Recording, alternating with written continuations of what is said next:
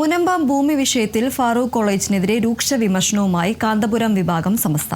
മുനമ്പത്തെ വഖഫ് സ്വത്ത് അന്യാധീനപ്പെടുത്താൻ കാരണം ഫാറൂഖ് കോളേജ് അധികൃതരുടെ അനാസ്ഥയാണെന്ന് കാന്തപുരം സമസ്ത SYS സംസ്ഥാന ജനറൽ സെക്രട്ടറി റഹ്മത്തുള്ള സഖാഫി എളമരം കുറ്റപ്പെടുത്തി. നഷ്ടപരിഹാരം നൽകി മുനമ്പം വഖഫ് ഭൂമി തിരിച്ചു പിടിക്കണമെന്നും അദ്ദേഹം ആവശ്യപ്പെട്ടു.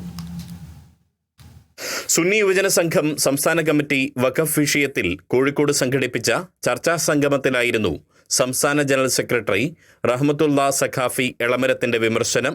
ഒരു മതവിശ്വാസികൾക്ക് എങ്ങനെ കൈകാര്യം ചെയ്യാൻ നാളിതുവരെ സ്വാതന്ത്ര്യം ലഭിച്ചോ ആ രീതിയിൽ തന്നെ കൈകാര്യം ചെയ്യാനുള്ള സ്വാതന്ത്ര്യം അത് ആവശ്യമാണ്. അതിന് എതിരാകുന്ന നിയമങ്ങളും അതിന് വിരുദ്ധമാകുന്ന വകുപ്പുകളുമെല്ലാം എടുത്തു കളയണം എന്ന് തന്നെയാണ് ഭരണകൂടത്തോട് ഓർമ്മപ്പെടുത്താനുള്ളത്.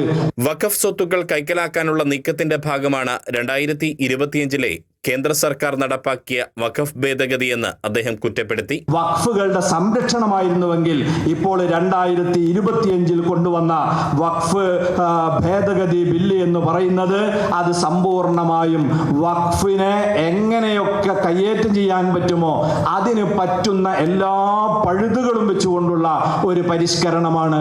സുപ്രീം കോടതി അഭിഭാഷകൻ സുഭാഷ് ചന്ദ്രൻ മുഖ്യപ്രഭാഷണം നടത്തി. കേന്ദ്ര സർക്കാരിന്റെ വഖഫ് ഭേദഗതി നിയമം വിശ്വാസി സമൂഹത്തിന്റെ താൽപര്യങ്ങൾ ഹനിക്കുന്നതും ഭരണഘടനാ അവകാശങ്ങൾ ലംഘിക്കുന്നതുമാണെന്ന് ചർച്ചാ സംഗമം അഭിപ്രായപ്പെട്ടു.